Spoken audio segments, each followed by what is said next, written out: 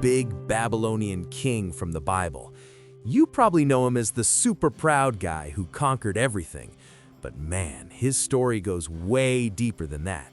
It's actually one of the craziest, most emotional turnaround stories in the whole Bible. So picture this. Nebuchadnezzar is at the top. He rules the world. Babylon is insane. Massive walls so thick chariots could ride on them, bronze gates shining in the sun, and those famous hanging gardens like paradise hanging in the sky.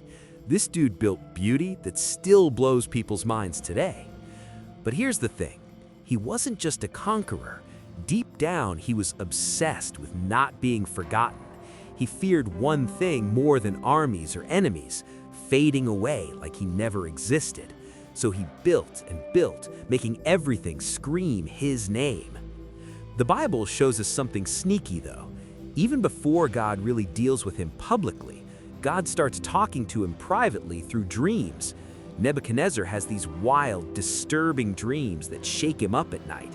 Power can't shut out truth, right? God was already knocking on his heart. Then comes the big moment. He's walking on his palace roof, looking out over this stunning city he created, and he says out loud, "Is this not Babylon that I have built by my mighty power for the glory of my majesty?" Boom! Pride hits full blast. He's not denying God exists. He's just slowly pushing God out and putting himself in the center. And God doesn't ignore that, but he doesn't kill him or destroy everything either. Instead, God sends a warning dream about a huge tree that gives shade to the whole world. That's Nebuchadnezzar. A holy watcher, like an angel, says, "Cut it down, strip it, let it be wet with dew, live like a beast for 7 years until he knows the Most High rules."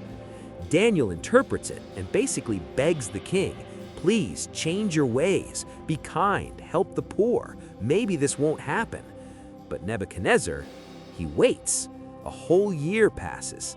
Then, same prideful words come out again. A voice from heaven hits. "This is for you, Nebuchadnezzar. Your kingdom is taken away." And instantly, he loses his mind.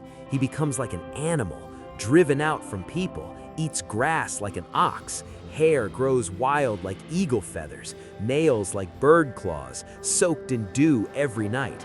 The king of the world, crawling in the dirt. Can you imagine?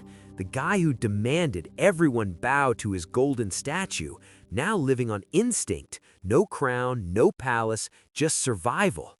But here's the wild part most people skip over. While he's out there like a beast, his throne stays empty. No one takes over, no coup. Babylon doesn't fall apart. God disciplines the man, but protects the position. That's mercy in the middle of judgment. God wasn't trying to destroy him. He was trying to fix him. 7 years go by, or 7 times, whatever that exact period was. Then the turning point. No big altar, no preacher, no fancy prayer, just this. He lifted his eyes to heaven. That's it. One look up, recognition, surrender, and boom, his mind comes back. Reason returns, dignity restored, throne waiting for him. He comes back even stronger than before. And now, the same king who said, "My power, my glory," writes a public letter to the whole world saying, "I praise the Most High. His kingdom lasts forever. Those who walk in pride, he is able to humble." He went from demanding worship to giving it. From "look what I built" to "look what God did for me." Guys, this isn't just a history lesson or a warning about pride. It's a mirror. Nebuchadnezzar shows us God speaks to people, even unbelievers, before he has to humble them. God warns privately before going public. God can let you build your whole empire just to see who you give credit to. You might not have a throne or hanging gardens, but pride doesn't need one.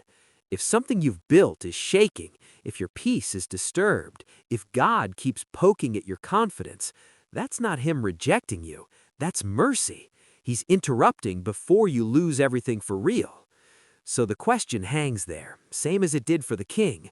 Who gets the glory? Lift your eyes, look up now, because the God who broke a king and still kept his throne safe is the same one working in your life today. What do you think? Does this story hit different when you see the fear behind the pride?